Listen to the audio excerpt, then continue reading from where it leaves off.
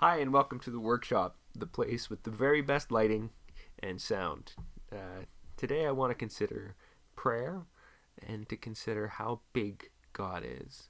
God is big to the point of being truly infinite. In Isaiah chapter 40 and verse 12, we read that God measures the waters in the hollow of his hand. He doesn't need to cup his hands to make his hands bigger to hold the waters. Just in the very hollow of one hand, he can contain the waters. It shows how much greater God is than his creation. We read a little further in verse 12, and it says that God marked off the heavens by the span. So there are various measurements of a span based on the cubit. Now, a cubit is typically the length of your elbow to the tip of your middle finger, and a span is half of that. So with that, about 9-inch measurement on a person, well, God's span is a unit of measure that's effective at measuring the entire heavens. That's how big God is. It always surprises me when people ask, why is it that God created such a big universe? I think you could just as reasonably ask, why is the universe so small when God is so big? So, of course, we are tiny in comparison to all of these things. And so how can our petitions reach the ear of God? And how can they have any power, any credibility before him? And that's kind of what I would like to consider today.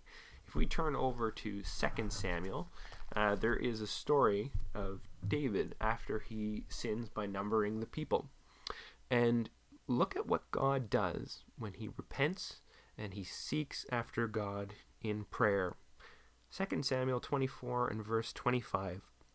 David built there an altar to the Lord and offered burnt offerings and peace offerings.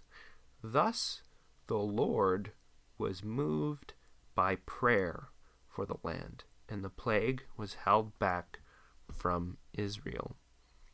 Thus the Lord was moved by prayer. Now, of course, we're way too small to move God. However, God in his grace allows himself to be moved by us. If it was by our own will and volition and we've chosen we're going to move God, well, that won't work. But God is gracious enough to allow us to move him by prayer. James kind of picks up this subject in his book, which is probably the most geared towards practical living of any book in the Bible. We could start at chapter 4 and verse 2. James, speaking of prayer, he says, "You do not have because you do not ask." So we see there's this correlation between asking of God and receiving his provision. There's definitely a relationship there. And when we don't ask of him, it's clear we often don't receive from him. You do not have because you do not ask. So we need to be active in praying to God, who's happy to receive our prayers. Next verse, you ask and do not receive because you ask with wrong motives. So really, it's not even enough just to ask God for things.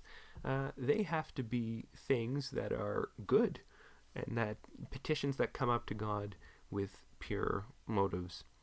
Well, James sums it up very well in chapter 5, and we'll read what he says in verse 16, the very end of it.